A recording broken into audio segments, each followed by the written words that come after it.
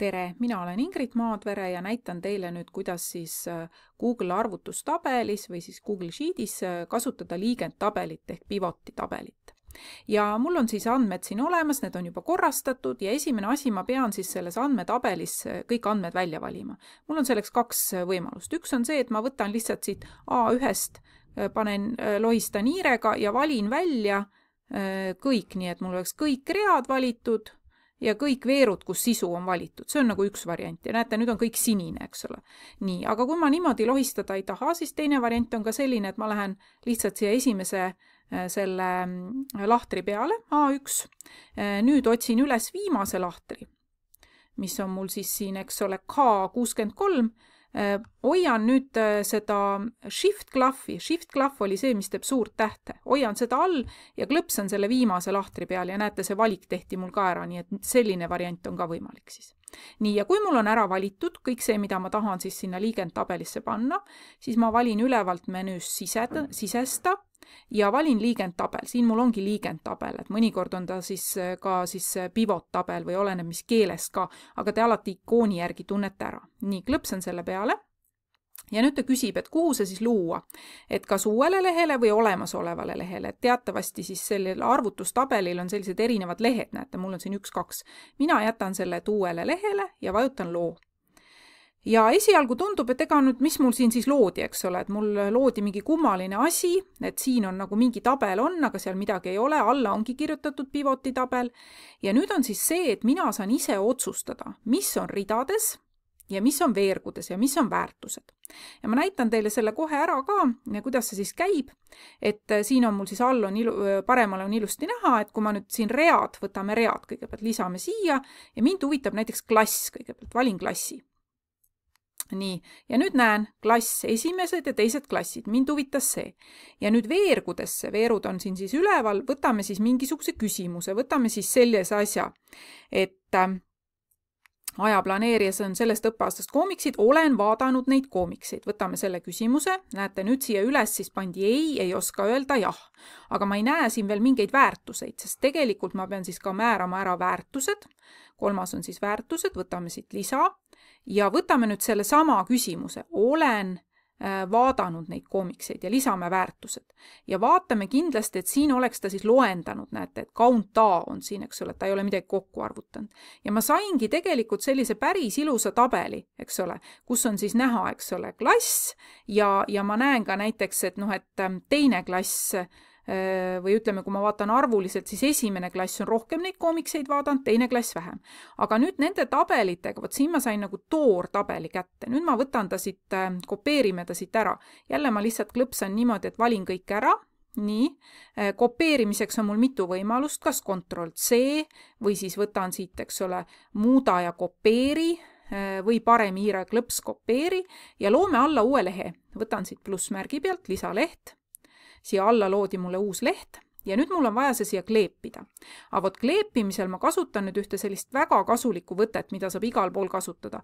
Nii et ma võtan muuda ja mitte ei vali kleebi, vaid valin siit kleebi teisiti. Ja vot kuna siin meil sisaldub hästi palju valemeid ja kõike muud, siis mina valin, et kleebi ainult väärtused. See tähendab, et mulle mingisuguseid valemeid sinna ei tule, vaid mul tuleb nüüd, näete, selline tabel, eks ole. Et kus on ainult väärtused, midagi ära ei muutu. Ma võtan korra tagasi näitan, mis juhtuks, kui ma paneksin muuda ja lihtsalt kleebi. Et siis tegelikult, kui ma siin midagi muutma hakkan, siis need asjad võivad muutuda. Ja näete, ta on juba nagu vaikimisi vormistatud ka, ma tahan ta ise ära vormistada. Võtan uuesti tagasi, võtan uuesti muuda, kleebi teisiti ja paneme ainult väärtused. Nii, ainult väärtused. Ja nüüd oleks siis see tabel vaja meil ilusaks teha. Et praegusel hetkel ma näen siis niimoodi, et on, eks ole, mul klass, siis on siin mingi count A, aga siia üles tegelikult võiks panna, et paneme, kirjutame siia, et olen vaadanud ajaplaneerijas koomikseid. Nii, paneme selle siia. Et see on nagu see pealkiri. Nii, ja selle siit B pealt, selle ma kustutan lihtsalt ära.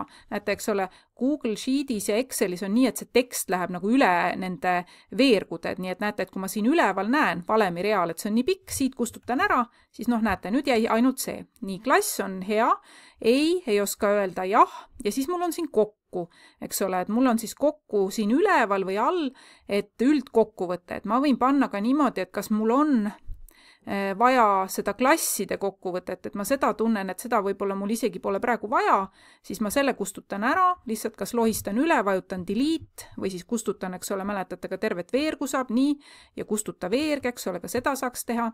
Ja siit ma ei taha üldkokkuvõtte, paneme siia lihtsalt kokku, nii. Ja nüüd siis võiks seda tabelit natukene vormistada ka ilusamaks, eks ole, et valin tabeli välja, nii, paneme talle piirjooned näiteks nüüd siia, võt need näete, siit te saate äärised, paneme äärised, nii, siis võiks olla siin niimoodi, et võiks olla ikkagi see ka nagu keskjoondusega, nii, jällegi mul ei mahu ära, võtan 3 punkti pealt, paneme, et nad on keskjoondusega. Ma näete, palju ilusamaks läks, eks ole. Siis võib määrata ka seda ära, et näiteks värvid valin ära ühe rea ja siis panen näiteks, et see ülemine on siin näiteks helekollane. Nii. Ja siis näiteks siit need vastused, kui ma tahan, siis võin ka määrata ära, et näiteks see kokkuvõte siin on näiteks heleroheline. Te võite täiesti ise otsustada, et kuidas see värviliselt teil ilus jääb, eks ole. Nii.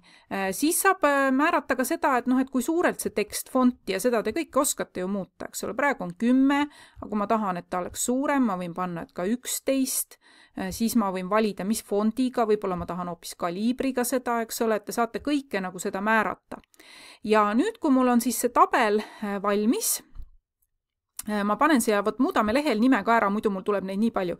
Olen vaadanud ajaplaneerijas koomikseid, panen siit ka leht, ümber nimetamine, nii, koomiks vaadanud, siis ma tean, et see on see. Nii. Ja nüüd siis, kui ma näiteks tahaksin seda panna, siis seda tabelit kopeerida kuhugi nüüd mingisse teise dokumenti, et hakata sellest näiteks kirjutama, siis jälle valime ta välja, nii. Võtame jälle kas Ctrl+C või siis näete siit muuda kopeerida, oskate palju. Ja nüüd, kui mul on, siis ma teen endal kiirelt nüüd ühe sellise dokumendi, aga teil võib olla see juba kas kuskil valmis tehtud või siis kusagil Google Classroomis. Nii, ja kui ma siis panen siia näiteks, et mul oligi siis see küsimus, et kas oled vaadanud ajaplaneerijast koomikseid, nii kirjutame selle.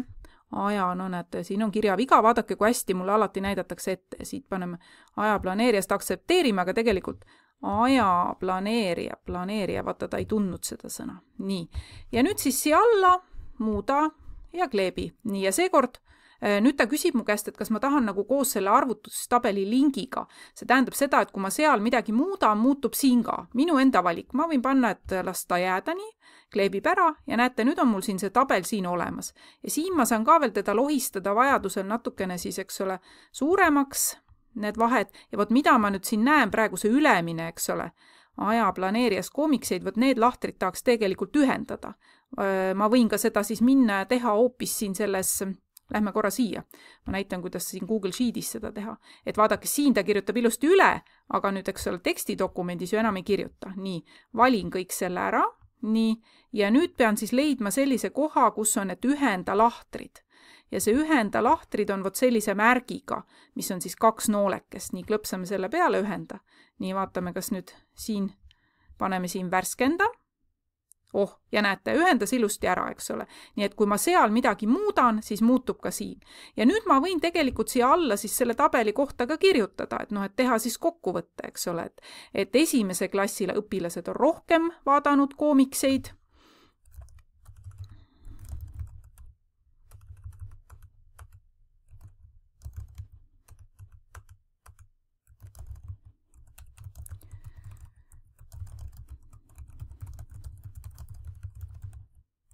Nii, siin ta tahab mul automaatselt lugeda seda nagu loeteluks. Ma siia tühikut siis praegu ei pane, siis ta ei loe. Vaadanud rohkem koomikseid. Nii, ja siis saan kirjutada, et kokku on vaadanud 40 õpilast koomikseid ja 13 ei ole vaadanud. Nii. Ja niimoodi ma saan siis kirjutada nagu selle tabeli analüüsi. Ja nüüd siis ma annan teile ülesande. Teie ülesanne on nüüd minna tagasi siia pivoti tabelisse ja teha nüüd selline asi, et te siis kustutame kõik need siit ära, näete, ma kustutan ära klassi. Nüüd võtaks, et kas poisid või tüdrukud on rohkem vaadanud. Et nüüd te teete sellise, et võtame siis ridadesse sellisel juhul. Ma panen hoopis sugu, eks ole, näete, tuli jälle ära.